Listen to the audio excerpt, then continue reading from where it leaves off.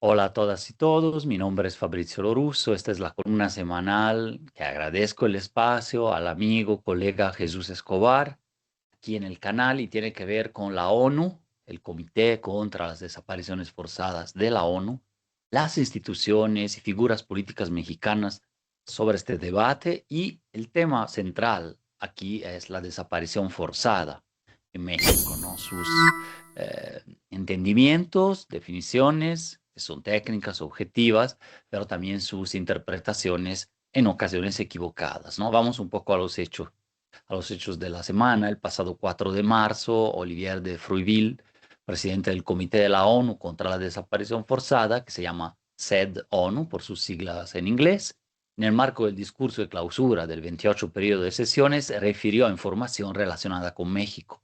Su pronunciamiento se ha ganado en medios de comunicación nacionales, internacionales, mucha tinta, así como comentarios y comunicados profusos y críticos desde instancias políticas y de gobierno, como la presidencia, congresistas, la dirigencia nacional de Morena, la Secretaría de Gobernación, el Senado y la misma CNDH.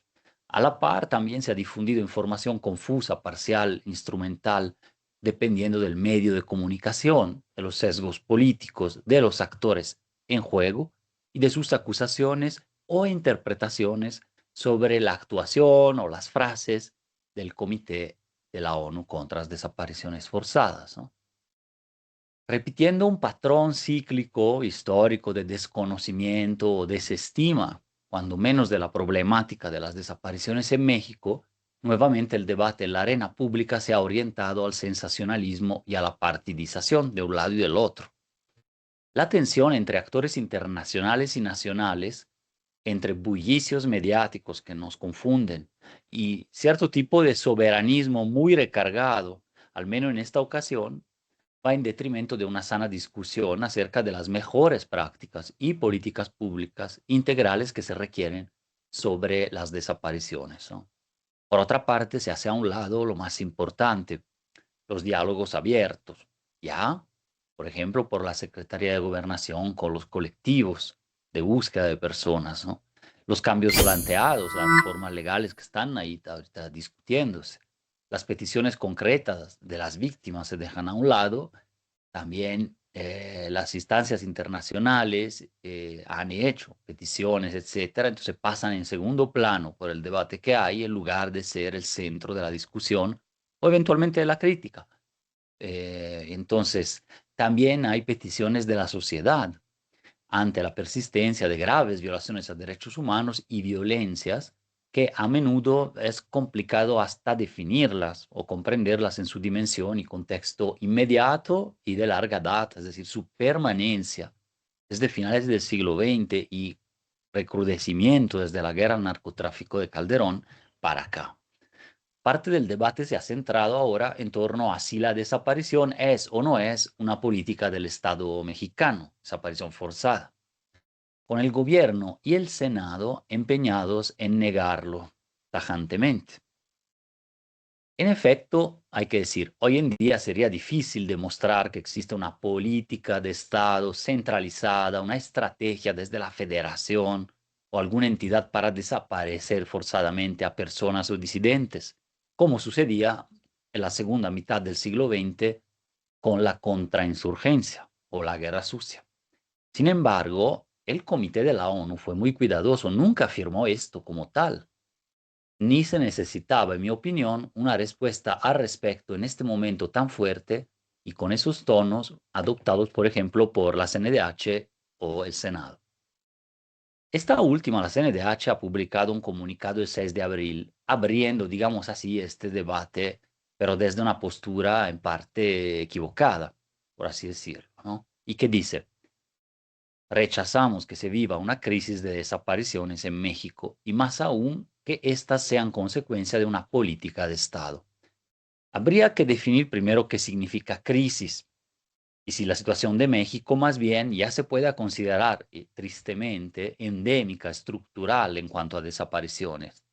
La crisis indica picos, ¿no? En cambio aquí ya los picos, los puntos críticos los hemos vivido, pero estamos ya en otro nivel que es de crisis permanente quizás, o ya de desapariciones como fenómeno de violencia epidémica, como se le dice, de epidemia de violencia, ¿no? Es decir, se trataría de una crisis, pero normalizada y permanente. Pero bueno, más allá del término, si es una crisis de desapariciones, no es lo que ha dicho la ONU. Entonces, no fueron sus palabras, ¿no? Entonces, tampoco habló que son consecuencia de una política de Estado, como dice la CNDH. Entonces, en el comunicado, pues están hablando de otra cosa, las autoridades, digamos, en este caso la CNDH. En mi opinión y conocimiento son un fenómeno muy complejo, claro, las desapariciones, en que también puede entrar, claro, una responsabilidad directa o indirecta del Estado y sus aparatos. Y por eso se llaman algunas de estas desapariciones forzadas, ¿no? Porque hay un tipo de responsabilidad directa de actores del Estado o indirecta porque lo toleran, lo permiten, omiten la acción y se siguen reproduciendo las desapariciones. Esas son forzadas, ¿no?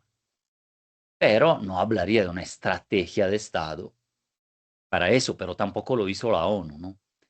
Vamos a ver por qué las autoridades mexicanas pudieron haber interpretado las frases de la ONU de esa manera, pero que tampoco iba por ahí. Pero vamos a ver. Según la amplitud de la responsabilidad, en cambio, por otra parte, hay un movimiento social de esto, ¿no? Según la amplitud de la responsabilidad o participación más o menos directa, por omisión incluso, de agentes del Estado, es que se han definido forzadas o no las desapariciones. Pero incluso el movimiento, una parte del movimiento social de las víctimas, ¿no? También las familias, han llegado a conceptualizarlas todas como forzadas, debido a que en muchos años ha habido conocimiento de ellas, pero no ha habido intervenciones suficientes para disminuirlas y la enorme mayoría quedan en la impunidad. Ese patrón de impunidad, más el hecho de que no han disminuido y en muchos casos y territorios ya el Estado conoce que se realizan y las tolera en algunos de esos casos, pues hacen hablar de que pueden ser todas forzadas incluso, pero sin llegar a eso. Vamos a ver qué agregó la CNDH, digamos, en contra de las frases de la ONU, que ahorita vamos a ver a detalle también lo que dijeron. Dice, creemos que el posicionamiento del presidente del Comité contra la Desaparición Forzada de la ONU está totalmente descontextualizado de las razones que motivan la persistencia de las desapariciones en nuestro país y se apartan de lo que debiera ser un juicio serio de las condiciones que se viven actualmente en México. La respuesta de las instituciones mencionadas resulta hasta contraproducente, sobre todo para un poder ejecutivo y un poder legislativo que justo ahora están proponiendo cambios legales importantes en estos días. Yo creo que el mensaje de la ONU lo va a propiciar y acelerar, entonces va a servir de algo. Y están comenzando las autoridades justo a trabajar con los colectivos en las reformas, ¿no? Veamos, las palabras del presidente del Comité ONU tienen consecuencias concretas, particularmente porque México es signatario de la Convención Internacional para la Protección de todas las personas contra las desapariciones forzadas desde el 23 de diciembre de 2010. El funcionario en Ginebra habló de una situación preocupante, la mexicana, para la cual se han estado aplicando 3 procedimientos previstos en el mencionado tratado, ya desde hace años, digamos, desde las presidencias, 3 presidencias antes, ¿no? O sea, Calderón, Peña Nieto y López Obrador. Uno, y poco a poco entraron en vigencia y de hecho fue la presidencia de López Obrador que ratificó, apoyó y terminó de implementar que estos procedimientos que voy a leer funcionen efectivamente en el país.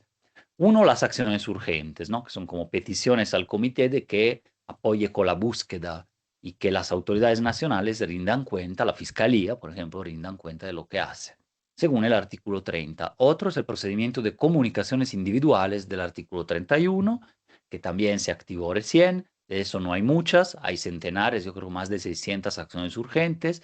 Entonces, toda acción urgente es una comunicación al comité de lo que está sucediendo. Es el propio pueblo que lo señala, las víctimas, los colectivos, las organizaciones, y les dice, mira, aquí sucedió esto y probablemente es una desaparición forzada. La comunicación individual hace lo mismo también, pero es más tajante, ya es como un último recurso de última instancia. Finalmente, aparte de estos dos, Olivier de Fruiville dijo, adoptamos constataciones sobre la base de una comunicación relativa a una desaparición en México y también basándonos en el procedimiento previsto en el artículo 34. Se activa con base en comunicaciones que le llegan un otro mecanismo, que es este del 34, que es, ahorita lo vamos a ver, ¿no? Y además, como un otro antecedente, poco se ha considerado que con base en el artículo 33, el comité ya realizó una visita a México en 2021 y emitió recomendaciones consecuentes el año siguiente y mantiene sobre eso comunicación constante con el país, sobre todo con Segov, que poco a poco México ha ido procesando parte de estas recomendaciones. O sea, hay una relación de largo plazo bastante amistosa. En 2021 la visita sucedió sin problemas y también aquí en Guanajuato fue recibida la delegación internacional por colectivos, organizaciones civiles, autoridades, con base en ese artículo 33, que es la visita, ¿no? Se solicitó la visita, llegó, se solicitó en Guanajuato, llegó, y ahí recolecta información el comité, ¿no? Al respecto, el gobierno de México rechazó el sábado 5 de abril que haya una política de desaparición de personas por parte del Estado. Dijo un comunicado también de Cancillería. El gobierno de México rechaza las declaraciones de integrantes del comité en torno a la supuesta práctica de desaparición forzada por parte del Estado. Dijo la Cancillería, casi la misma afirmación y formulación de la frase se lee en el preámbulo de las reformas legislativas que envió la presidenta al Senado sobre esta materia. Y es que toda desaparición, si es forzada, y hablamos de desapariciones forzadas, implica participación directa o por omisión del Estado, ¿no? Entonces no es que se puede negar la práctica de desaparición forzada por parte del Estado, porque si es forzada es por parte del Estado. Es redundante o confuso decir así. Pero el comunicado de la Cancillería agrega asimismo que el gobierno mexicano no consiente, permite o ordena la desaparición de personas como parte de una política de Estado. Y acá, digamos así, tendría razón. Es decir, probablemente no hay una política de Estado para desaparecer. Y en eso, pero el comité no lo dijo. ¿De dónde se puede extraer eso? Pues del hecho de que habló de sistemáticas, ¿no? Y en lo sistemático puede incluir esto de la política de Estado, pero no necesariamente. La declaración entonces del gobierno es imprecisa porque en México podemos concordar sobre el hecho de que ya no existe una política de Estado de este tipo, de desaparición forzada, ¿no? Aunque en algunas entidades y con algunos actores armados legales, ¿no? Es decir, fuerzas militares, policías, sí desaparezcan a personas. Existe esta desaparición forzada porque funcionarios públicos, etcétera, la siguen haciendo. eh, o bien consienten a que grupos criminales lo hagan, ¿no? No en todos los casos, no en todos los más de 126,000 casos registrados oficialmente de desapariciones en el país, en el registro, está claro que en todos esos casos no son todas desapariciones forzadas, pero de manera sostenida, masiva, generalizada, sí las hay, y también las hay, en estos casos, de forma sistemática, ¿no? Por lo menos en ciertos contextos territoriales. Por sistemática, el comité y el derecho interno, también mexicano, entienden que responde a un plan o a una política, pero no necesariamente a una política de Estado. Este plan, estrategia o política, como fue el plan Telaraña en Guerrero en 1974, ¿no? Para desaparecer a disidentes, lo cual las izquierdas populares, políticas, lo han padecido, ¿no? Se lo conocen muy bien.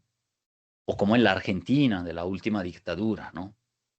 Eh, pero también puede ser el plan, no de ese tipo, sino un plan de una organización armada criminal, un cártel, con cierto control territorial, que actúe ahí con las desapariciones con omisión, aquiescencia, consentimiento, conocimiento del Estado o de una parte del Estado.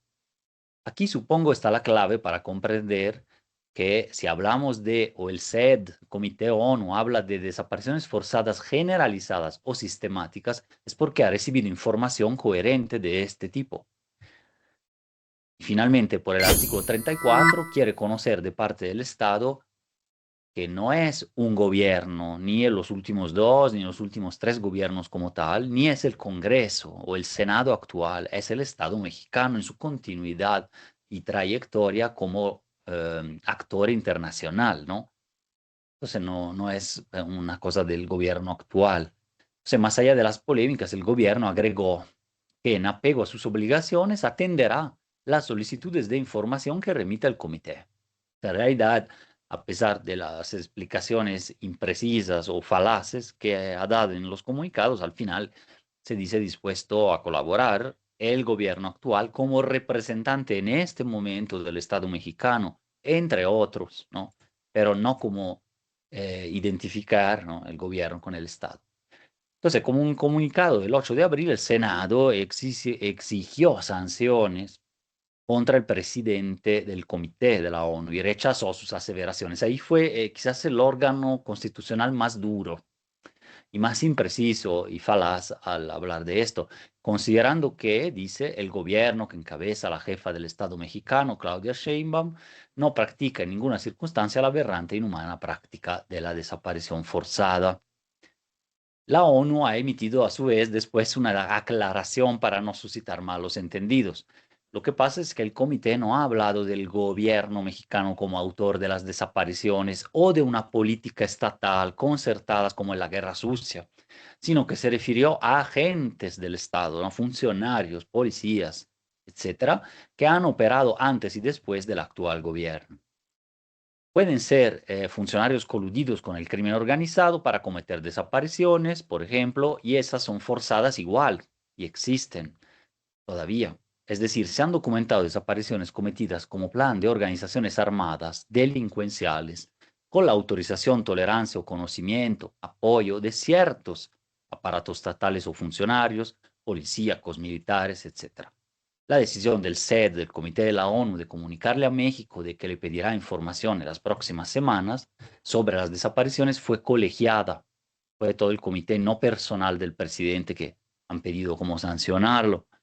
Su competencia ha sido y es aceptada por México en el marco de la convención y es pertinente porque está hablando de desapariciones cometidas por agentes del Estado, pero también y sobre todo de las cometidas por particulares con autorización, apoyo o aquiescencia de agentes del Estado, o sea, más indirecta, pero que sigue siendo forzada en ese caso. Es un caso este más frecuente, sobre todo desde la declaración de la guerra al narcotráfico, ¿no? Quiero imaginar que haya más diálogo entre el SED, ONU y los diferentes órganos constitucionales de México en diferentes niveles y que el mecanismo del artículo 34, este de qué, va a escalar a la Asamblea General en dado caso y va a pedir la información, lejos de vulnerar la soberanía nacional, pueda representar un dispositivo de esperanza y avance sustancial en los pasos que ya se han comenzado a dar, ¿no?, en materia de desaparición y búsqueda en las últimas semanas, en el arranque del presente sexenio. Muchas gracias, un abrazo y saludo, nos vemos en la siguiente.